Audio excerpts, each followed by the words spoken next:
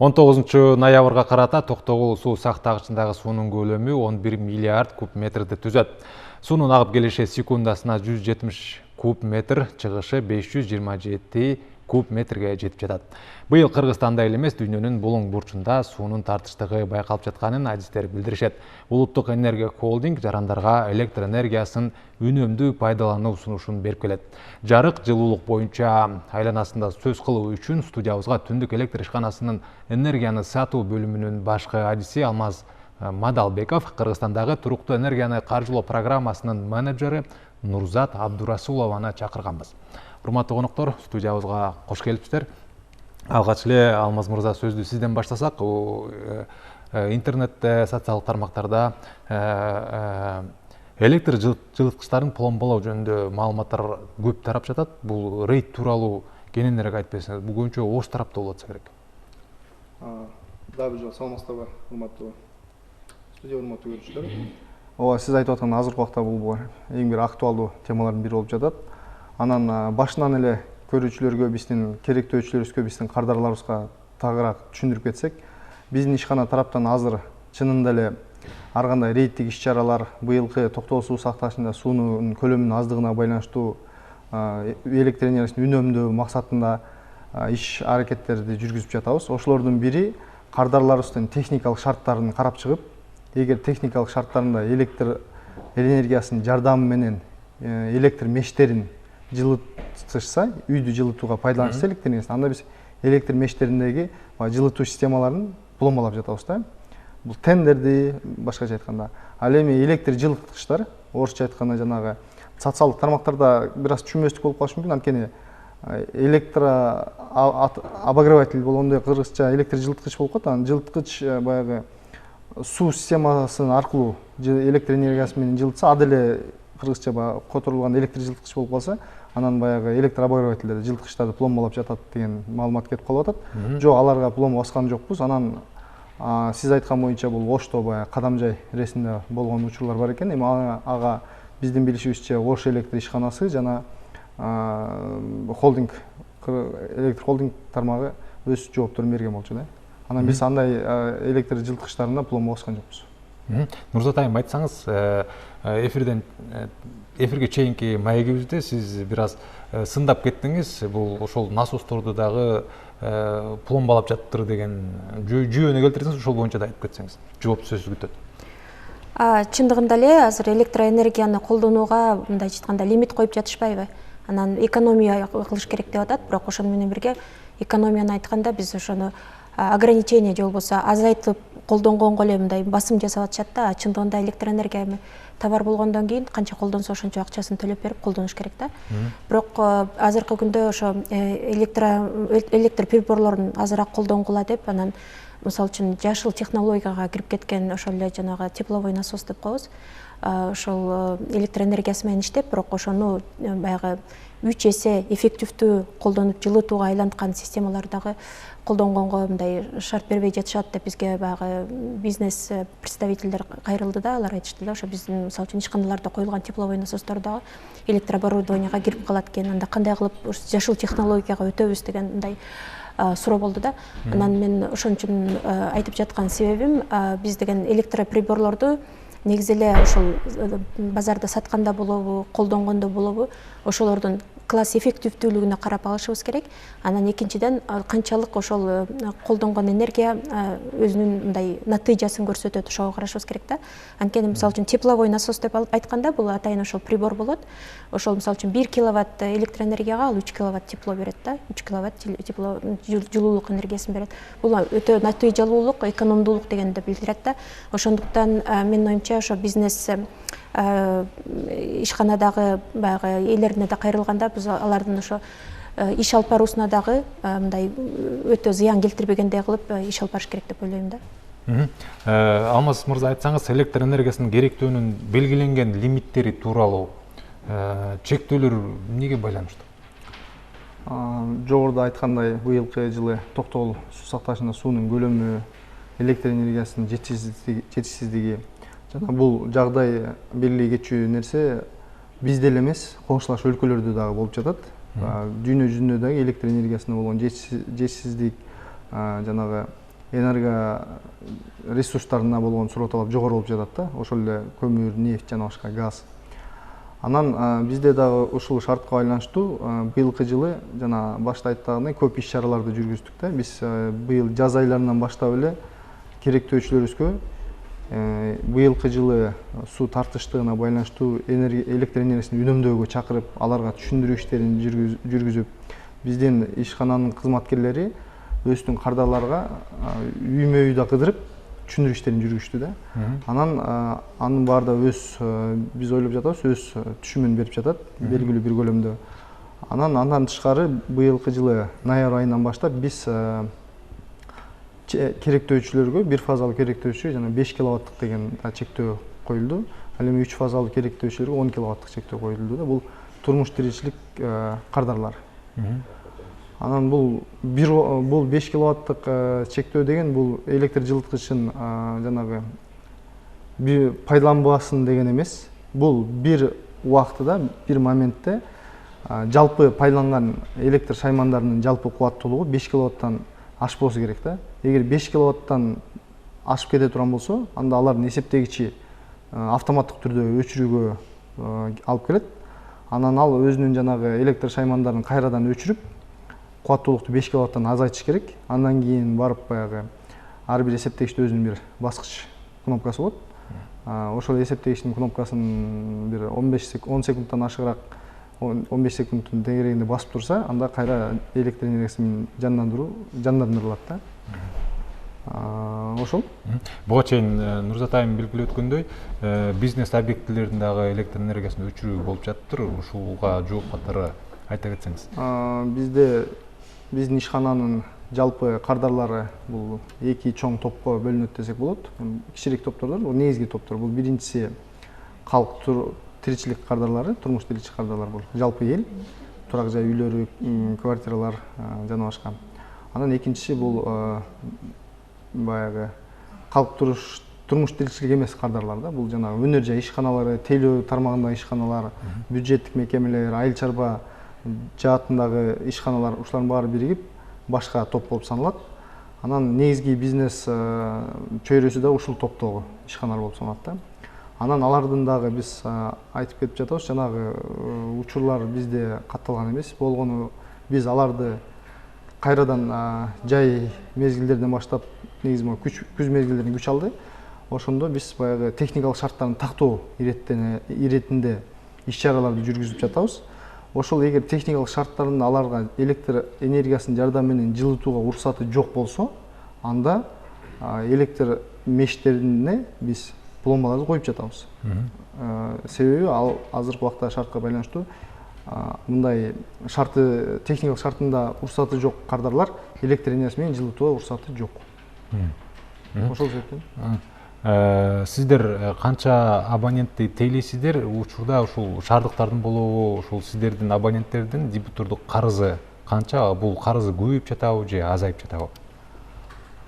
Биздин ишкана жөнүндө кыскача маалымат берип кете турган болсок, ишканабыз Бишкек шаарынын, Чүй облусунун жана Талас облусундагы кардарларды электр энергия сатуу менен камсыз кылабыз да. Азыркы убакта биздин кардарлардын саны дээрлик 600 миңге жетти. Мунун ичинен эл 565 миң, 35 миң жана мен айткан экинчи топтогу кардар бар. Өнөр жай ишканалары, тейлөө тармагы жана башка. 565 миң кардар бул жыл сайын биздики дээрлик бир 10 миң кардардын тегерегинде өсүп турууда да, болжолдуу түрдө. Анткени бир 10 жылга чукул мурунку убакта 500 миңдей болгон, азыркы күндө 600 миңге жеттик да. Анан дебитордук карыз сиз айткандай күз-кыш мезгилдеринде өсөт. Себеп дегенде баягы электр энергиясын пайдалануу көлөмү да өскөндүктөн биздин өлкөдө башка өлкөлөрдөн айырмаланып электр энергиясынын пайдалануунун көлөмү жайкы мезгилдерге салыштырганда кышкы мезгилде дээрлик 3 эсеге өсөт. Мисалы үчүн жайында биздин ишкана орто эсеп менен 300 миллион киловатт сааттан ашуун электр энергиясын пайдалансак, жай кышкысын 800-900 миллион киловатт саат андан да көбүрөөк электр энергиясын алып калышыбыз мүмкүн да, бир айда. Анан бирок бизде жалпысынан карыздар өскөндөн кийин аларды азайтуу иш чаралары жүргүзүлөт. Азыркы күндө дебитор карызды айтсам, 1 ноябрга карата 506 миллион сом, жыл башынан 240 миллион сомго азайтылган. Айтсаңыз, кайсы көлөмгө жеткенде карыз ошол свет өчүрүлөт? Ошол эле батирде турган шаардыктардын дагы суроосу болуш керек. Биздин ишкана өз жумушун электр энергиясын пайдалануунун эрежелери, электр энергетика жөнүндө мыйзам, энергетика жөнүндө мыйзамдардын негизинде алып барат. Анан ал жерде карыздын көлөмү так көрсөтүлгөн эмес. Мисалы үчүн кардарды 100 сомдон кийин өчүрсө болот, же 500 сомдон өчүрсө болот, же 10 сомдон өйдө өчүрсө болот деп мындай сумма көрсөтүлбөйт да. Бирок биз негизинен көбүнчө баягы бир 100 сомдон өйдө карыздарды өчүргөнгө аракет кылабыз. Баягы дебиторсуз карыз үчүнчү биринчи этапта. Себеп дегенде андан өйдө карыздар бул баягы азыраак сумма болуп калат, анан көбүнчө өздөрү төлөшөт да. Анан мындай так көрсөтүлгөн сумма жок. Себеп мисалы кээ бирлер айтып калышы мүмкүн, бизде 50 сом дегенде көрө элекпиз. Мисалы 120 сом карыз үчүн өчүп кетти, ошол убакта башка бирөөнүн үйү 10 000 сом карыз болуш керек, же 20 000 сом карыз ошолорду өчүрбөйт депчи. Жок, андай учур жок. Мисалы үчүн азыр сиз айткандай Бишкек шаарын ала турган болсок, бул жерде баарына акылдуу эсептегичтер орнотулган. Алардыкы баарысыныкы автоматтык түрдө дебитор карызга төлөгөн убакта баарысы өчүрүлөт да. Анан ал жерде кандай кардар турат, эмне канча электр энергиясы пайдаланат, шарты бар же башкасы каралбайт, баарына автоматтык түрдө өчүрүлөт. Түшүнүктүү. Нурзат айым, буга чейин сиз туруктуу энергиянын каржылоо программасынын менеджер катары бул программанын экинчи фазасы аяктап жатканын белгилеп өттүңүз. Ушул программа тууралуу кененирээк дагы түшүндүрмө берсеңиз, 3-чү фазасы качан башталат, анан каржылоону дагы тартиптерин айта кетсеңиз. Чындыгында эле азыркы күндө ошо электр энергия жоксо энергияны колдонууда ошол натыйжалуу колдонууга келгенде эле информация, маалымат аз да элдечи. Анан экинчи көйгөй болсо бул ошо каржылоонун жетишсиздиги. Анан ошол каржылоонун жетишсиздигин чечүү максатында ошо Кыргызстандагы туруктуу энергияны каржылоо программасы 2013-жылы ачылган. Бул Европа өнүктүрүү жана реконструкциялоо банкы тарабынан иштелип чыккан. Ошону менен бирге ал ошо Европа биримдигинин жардамы менен, гранттык жардамы менен ишке ашат да. Толук баягы портфели 55 миллион доллар болуп аныкталган болчу. Анан ушул 2013-жылдан бери 8 жылдын ичинде биз ошо Кыргызстанда 3200гө жакын проектти ишке ашырдык да. Бул мындайча айтканда 3000ден ашуун биздин ошо жарандар Кыргызстандын кайсы бурчунда болбосун ошол насыя программасынан ошол баягы каражатты алып үйлөрүн жылуулады дегенди билдирет да.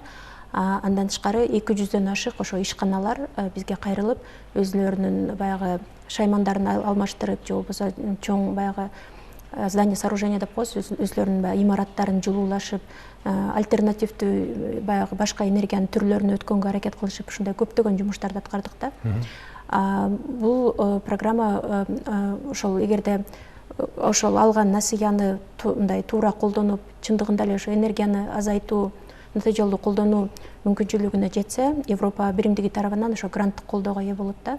Азыркы күндө биз ошо кардарларыбызга 20% чейинки гранттык суммасын кайрып келгенбиз да.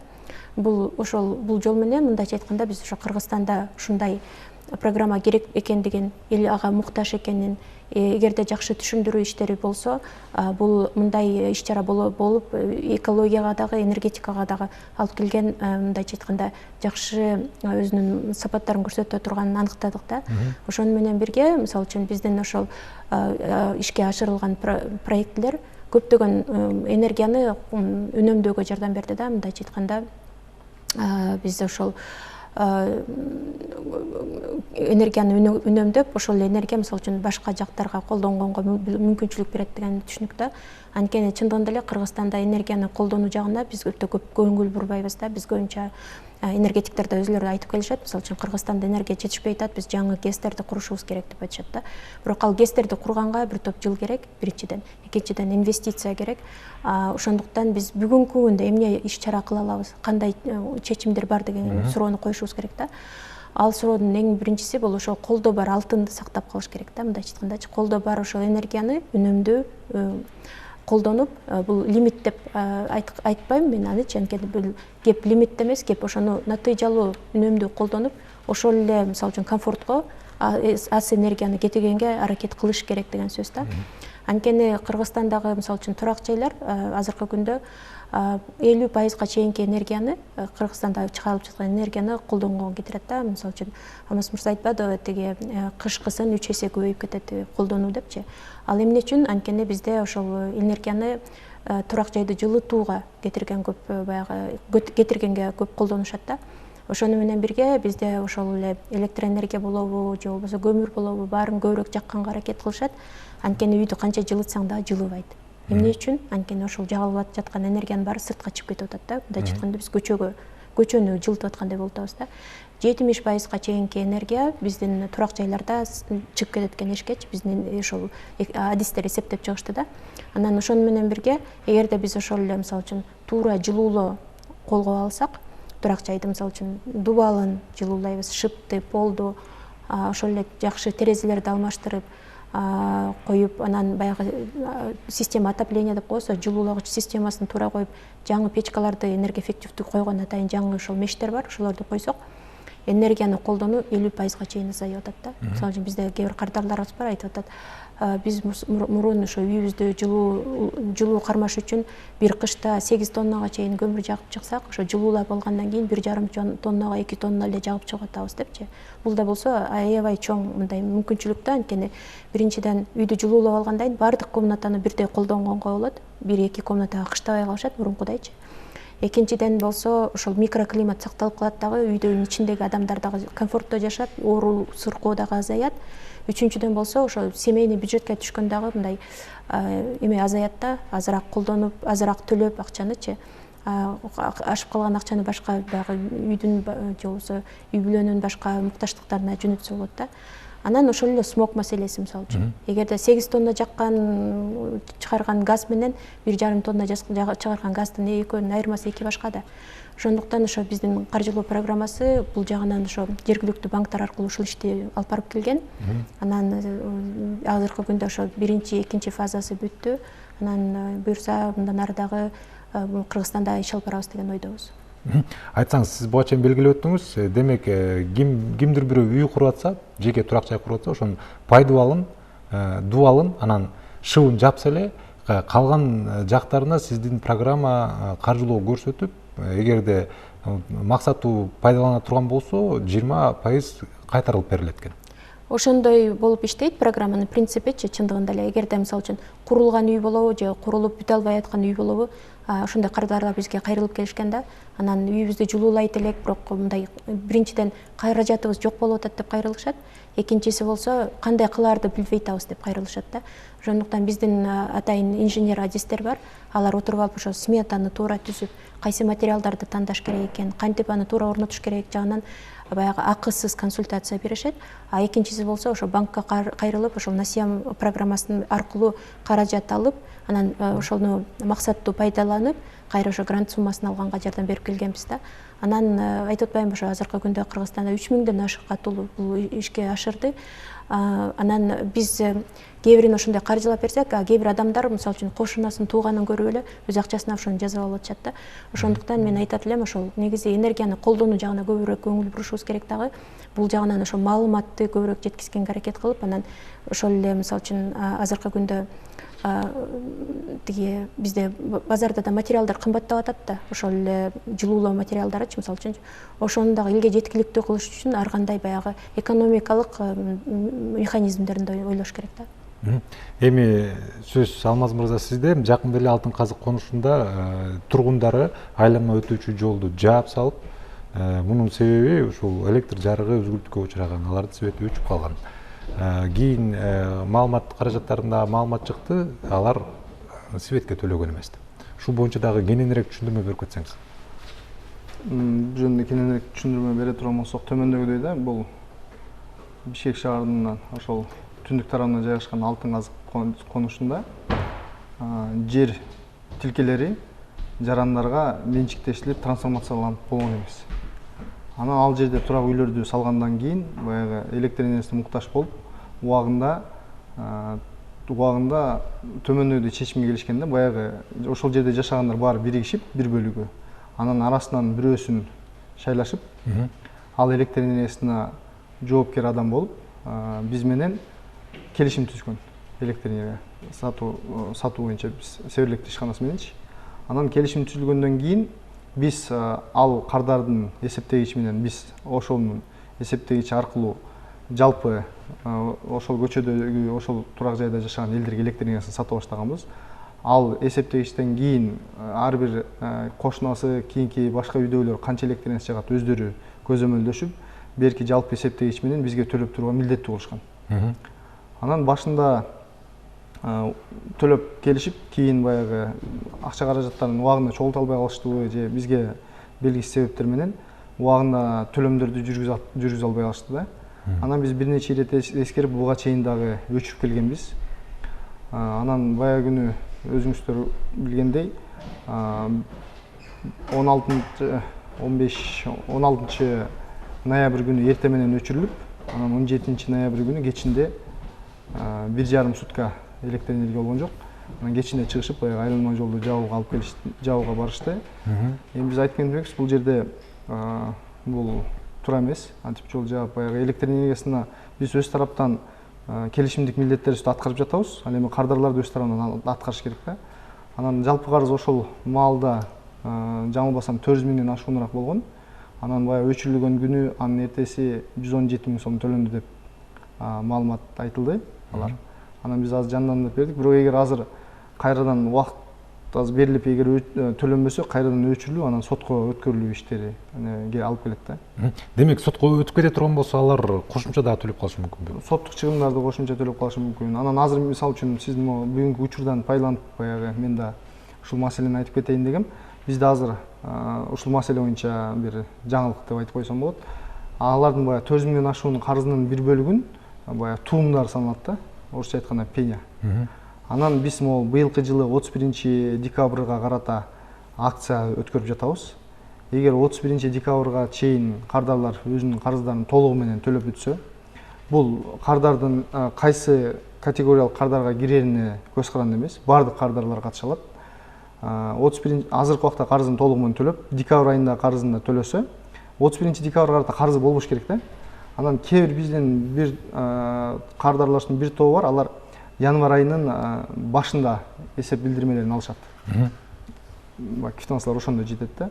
Анан ошол кардарлар болсо, баягы декабрь айынын аягына чейин төлөп коюш керек өстөн суммасынчы.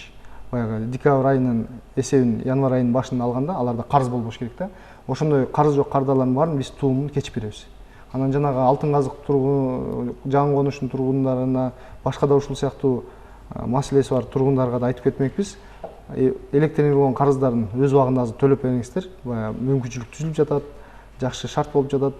Быйылкы ноябрь айынын жакканынан декабрь айынын жакканын төлөп берсеңиздер, биз туумдарды кечип беребиз, Кудай буйрса. Алмаз мырза, Нурзат айым студиябызга келип кызыктуу жана пайдалуу маек коюп бергениңиздерге сиздерге ыраазычылык билдирем. Мен ойлойм, биздин көрүүчүлөргө жакшы маалыматтар берилди. Кадырман телекөрүүчү, Түндүк электр ишканасынын энергияны сатуу бөлүмүнүн баш кадиси Алмаз Мадалбеков Кыргызстандагы туруктуу энергияны каржылоо программасынын менеджери Нурзат Абдырасулова менен электр энергиясын үнөмдөө жөнүндө сөз кылдык. Алдыда кызыктуу маектер, сюжеттер болот. Биздин каналдан алыстабаңыз. Аты жөнүм Сайфудин Мурзаев.